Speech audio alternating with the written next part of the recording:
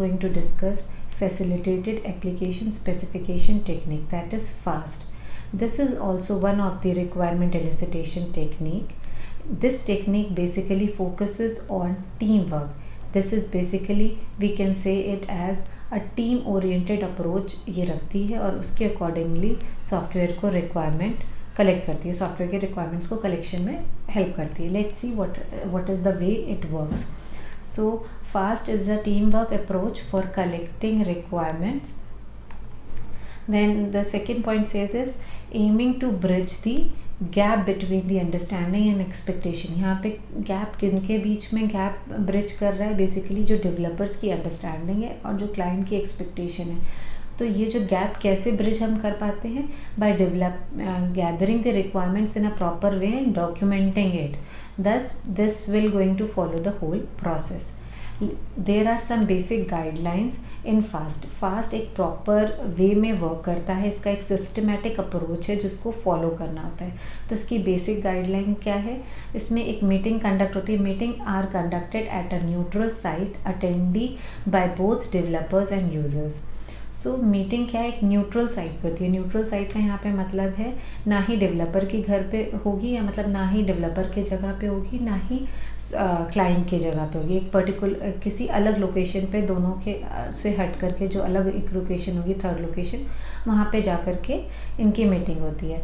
Then second point says that establishes rule for preparation and participation. तो जो ये meeting होती है उससे पहले कुछ रूल्स होते हैं, क्या कहते हैं, हमारे पार्टिसिपेशन के, उनको ये स्टैब्लिश करके रखते हैं. फिर इनका थर्ड पॉइंट क्या है? An agenda is suggested that which enough formality. An agenda is suggested that with enough formality to cover all important points but informal enough to encourage the free flow of ideas. तो इसमें क्या है? Basically जब आप meeting करने जा रहे होते हो उससे पहले आपको एजेंडा क्लियर होता है, सारी चीज़ें पता होती हैं कि आप किस चीज़ पे वर्क करने जा रहे हो बेसिकली. तो आप सब चीज़ के लिए क्लियर होते, तो आपको फॉर्मली हर चीज़ें बता दी गई होती हैं. एक फॉर्मल वे से you are updated with everything, but it is informal enough. यहाँ पे जो ये पॉइंट आ रहा है फॉर्मल और इनफॉर्मल, इनफॉर्मल का यहाँ पे मतलब आ गया कि ऐसा नहीं है कि वहाँ जा कर के आप इतनी फॉर्मल होकर के आप आंसर करिए और चीज़ों को डिस्कस ना कर पाएँ, ऐसा नहीं है. वहाँ पे भी आप जा कर के फ्री होकर के अपने सारे आइडियाज़ को रख सकते हैं. इतना फॉर्मल होगा अंदर का प्रोसेस, बट उसके पहले जो प्रॉपर फॉर्मेलिटी है उसको फॉलो करना ज़रूरी है. उसमें आप क्या, एक facilitator control the meeting. Facilitator होता है गाइड उसके अंदर जो कि मीटिंग को कंट्रोल करेगा. And a definition mechanism is used. और डेफिनेशन मैकेनिज्म का यहाँ पे क्या मतलब है कि जो भी लोग पॉइंट्स बोलेंगे या कुछ भी करेंगे तो उसके लिए एक डेफिनेशन मैकेनिज्म बना रखा है. मतलब एक ऐसा तरीका बना करके रखेंगे जिससे कि जो भी पॉइंट्स बोले जा रहे हैं तो उन्हें नोट डाउन करके रखें, तो that can be view to everyone. तो वो डेफिनेशन मैकेनिज्म की बात हो रही है कि आपने प्रोजेक्टर लगा दिया, प्रोजेक्टर के थ्रू आप चीज़ें लिख रहे हैं, जो भी नोट डाउन कर रहे हैं तो वो पूरी पब्लिक को दिख रहा है, जो भी वहाँ पे बैठे हुए हैं उस टीम की मीटिंग के अंदर. तो जो भी हमारे पॉइंट्स डिस्कस हो रहे हैं that is visible to everyone. ये हमारा मोटिव होता है. तो उस तरीके का हम डेफिनेशन मैकेनिज्म यूज़ करते हैं basically. So coming to the next point, that is goal of fast team. Goal मतलब जो हमारी फास्ट टीम होती है उसका बेसिकली गोल क्या होता है? जो भी हमारी प्रॉब्लम है, मतलब जो भी प्रॉब्लम स्टेटमेंट आई है उसको आइडेंटिफाई करो प्रॉपरली. फिर उसके लिए सोल्यूशन रिक्वायरमेंट्स बना करके रखिए. प्रपोज एलिमेंट्स फॉर सोल्यूशन, मतलब वो जो भी प्रॉब्लम हमारे पास है उसके किस तरीके से हम सोल्यूशन प्रिपेयर कर सकते हैं. Negotiate different approaches. एक चीज़ को अचीव करने के डिफरेंट वेज होते हैं. एक पर्सन कोई और वे बताएगा, एक पर्सन कोई और वे बनाएगा. तो जो बेटर एंड ऑप्टिमाइज्ड वे जो होगा उसको हम वर्क करेंगे और उस पर नेगोशिएट करेंगे. नेगोशिएट का मतलब हो गया कि बातचीत करके एट द एंड डिसाइड करना कि क्या हो गया भाई, ठीक है, इफ़ एंड बट सारे डील करके और एट द एंड डिसाइड करना, क्योंकि we will go with this particular points. It is after initial meeting user and developer should write a 1 or 2 page product requirement report. तो जो main fast meeting आती है उससे पहले भी एक इनिशियल मीटिंग हो जाती है जो नॉर्मली या लोगों को मेल कर दिया जाता है मेल के थ्रू. तो उन्हें कुछ पॉइंट्स सेंड कर दिए जाते हैं और उन्हें एजेंडा सेंड कर दिया जाता है जिससे कि वो एक प्रोडक्ट रिक्वेस्ट रिपोर्ट बना करके रखते हैं, मतलब उनके हिसाब से एक प्रोडक्ट के अंदर क्या क्या रिक्वेस्ट्स होनी चाहिए वो जॉट डाउन करके रख लेते हैं। Then before the next meeting it is distributed to all other attendees. तो जो भी हमारी नेक्स्ट मीटिंग होती है, जो मेन फास्ट मीटिंग आएंगे, उससे पहले जो भी हमारी प्रोडक्ट रिपोर्ट रिक्वेस्ट है वो जो है हम सबको डिस्ट्रीब्यूट कर देते हैं। तो क्या है, ये बेसिकली क्या है, सब ने मिल करके एक रिपोर्ट बनाई है, सब ने मिल करके एक फाइनल रिपोर्ट बनाई जो कि मेन मीटिंग से पहले सबको डिस्ट्रीब्यूट कर दी गई है कि अच्छा आपका ये एजेंडा है, ये पॉइंट्स पे हम एक बार आ चुके हैं, अब इन पे ही हम डिस्कशन करने वाले हैं। तो जो भी हम रिपोर्ट बनाते हैं उसके अंदर हम क्या करते हैं, each attendee is asked to make the following list, मतलब जो जो उस मीटिंग में आने वाला है as per the product request report, वो इन पॉइंट्स को कलेक्ट करके रखेगा, like list of objects, list of services, list of constraints, performance criteria. तो ये बेसिकली क्या बात कर रहे हैं यहाँ पे कि जो भी हम सॉफ्टवेयर डेवलप करने वाले हैं उसमें किस तरीके के ऑब्जेक्ट्स होंगे, मतलब इनपुट ऑब्जेक्ट्स क्या होंगे, आउटपुट ऑब्जेक्ट्स क्या होंगे, सर्विसेज का मतलब आ गया किस तरीके की प्रोसेस फॉलो होगी, तो जो इनपुट में जा रहा है तो क्या आउटपुट में आएगा, वो सारी किस तरीके के कॉन्स्टेंट होंगे और क्या परफॉर्मेंस होनी चाहिए उन सारी चीज़ों की। ये उन पॉइंट्स को ऑलरेडी पहले से जो भी मीटिंग में आ रहे हैं या जो भी उस मीटिंग को अटेंड करने वाले हैं, ये सब पहले से एक वर्क करके आते हैं, एक होमवर्क करके आते हैं। वो विदाउट होमवर्क कोई नहीं आता है। तो इससे क्या होता है, हमारा टाइम भी कम लगता है और ज़्यादा बेटर तरीके से हम उसे इवेलुएट कर पाते हैं। सो रिप्रेजेंटेटिव्स ऑफ फास्ट टीम कौन कौन से हैं, हमारे मार्केटिंग पर्सन हैं, सॉफ्टवेयर एंड हार्डवेयर इंजीनियर्स हैं, रिप्रेजेंटेटिव फ्रॉम मैन्युफैक्चरर्स हैं, मैन्युफैक्चरिंग है, एंड आउटसाइड फैसिलिटेटर, एक फैसिलिटेटर आ गए। ये सब लोग हैं जो हमारी मीटिंग में आते हैं। अब let's start that how it works basically FAST. As the FAST meeting begins the following steps are performed in sequence. किस तरीके से हम फॉलो करें, starts discussion on the need and justification for the product. सबसे पहले जो भी हम प्रोडक्ट डेवलप करने जा रहे हैं उसकी क्या नीड है, क्या, और जो भी नीड बता रहा है उसको जस्टिफाई भी करना पड़ेगा कि आपने जो नीड बता रहे हो वो एक्चुअली में रिक्वायर्ड है भी या नहीं है। तो नीड भी बतानी है प्लस उसका जस्टिफिकेशन भी देना है। तो इसकी डिस्कशन से स्टार्ट होती है हमारी मीटिंग। Then participants present list for discussion after establishing the agreement. List for discussion after establishing the agreement. तो क्या है, उसके बाद जो भी ये हमारी नीड्स हैं उनकी एक लिस्ट प्रिपेयर करके वो प्रेजेंट कर देते हैं। A combined list is created by the group which eliminates the redundant entries.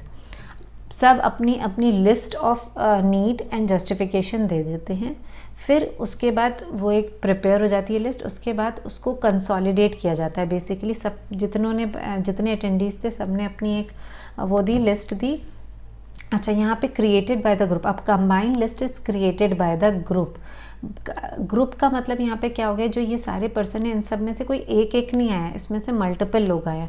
तो हमने इनको क्या, जितने लोग आए ना उनको हमने अंदर ग्रुपिंग कर दी है basically.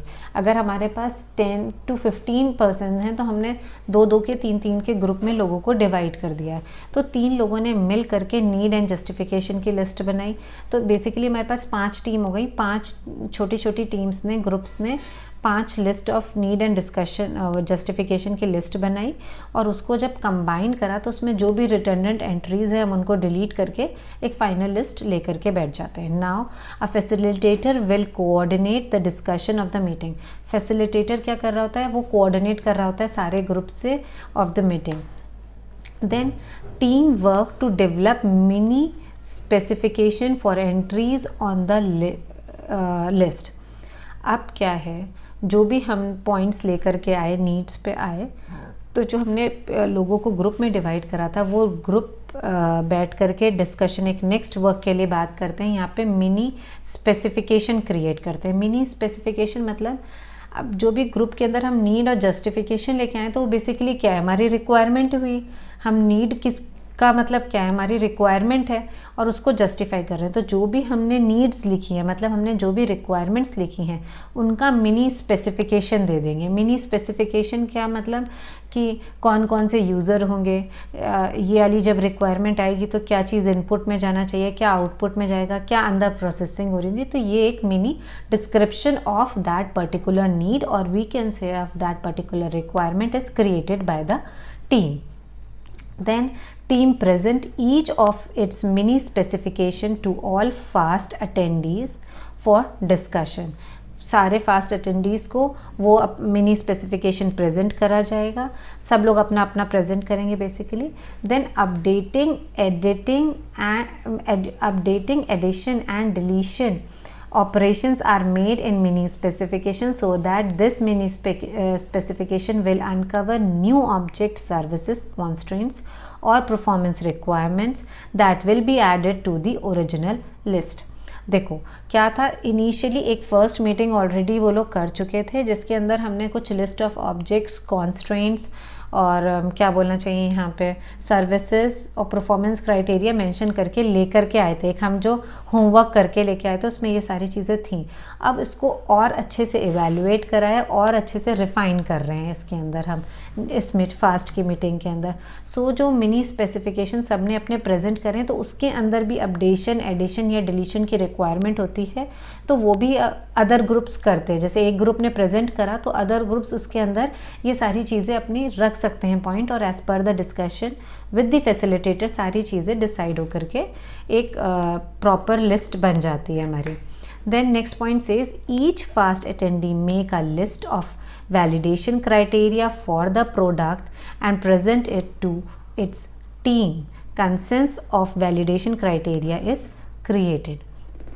So at the and हमने एक मिनी स्पेसिफिकेशन बना लिया। तो हम अगर हमने रिक्वायरमेंट एलिसिटेशन की वीडियो देखी है आपने अगर, तो उसमें हमने स्टेप्स मेंशन करे थे। उसमें क्या था कि फैक्ट फाइंडिंग, रिक्वायरमेंट गैदर करने के बाद उसे इवैल्यूएट करा, इवैल्यूएट करके प्रायोरिटाइज करके फिर कंसोलिडेट कर रहे थे। तो हमने यहाँ पे बेसिकली क्या करा, रिक्वायरमेंट्स को गैदर करा, मिनी स्पेसिफिकेशन के अंदर उसको इवैल्यूएट कर दिया, प्रॉपर से इवैल्यूएशन उसका लिख दिया सब तरीके से। और जब यहाँ पे एडिटिंग, डिलीटिंग सारी चीज़ें हुई और वैलिडेशन की बात हुई तो यहाँ पे हमने उसे प्रायोरिटाइज भी करते गए कि कौन सी पहले इंपॉर्टेंट है, कौन सी नहीं, क्या वैलिडेशन क्राइटेरिया। और वैलिडेशन क्राइटेरिया का मतलब क्या हो गया कि किस तरीके से हम उसे क्रॉस चेक करेंगे, हमारी जो रिक्वायरमेंट है तो उस चीज़ से डील कर रही है तो किस तरीके से वैलिडेट करेंगे। और एट द एंड कंसोलिडेट करने का मतलब यहाँ पे क्या हो जाएगा, जब एलिसिटेशन खत्म हो जाएगा दैट इज़ एक सॉफ्टवेयर रिक्वायरमेंट स्पेसिफिकेशन हम डॉक्यूमेंट प्रिपेयर कर लेंगे। Thus finally a complete draft specification using all inputs from the FAST meeting is assigned to one or more participants. Thus at the end क्या हो जाता है, एक complete specification का document बन जाएगा, मीन्स हमारा SRS बन जाएगा जो कि one of the person in the meeting उसको हम हैंड ओवर कर देते हैं for further processing. So that's all for that what is how the FAST going to work, ये किस तरीके से ये टेक्निक वर्क करती है। And I hope this is clear with you, and in next video we will going to see other techniques related to it. Thank you.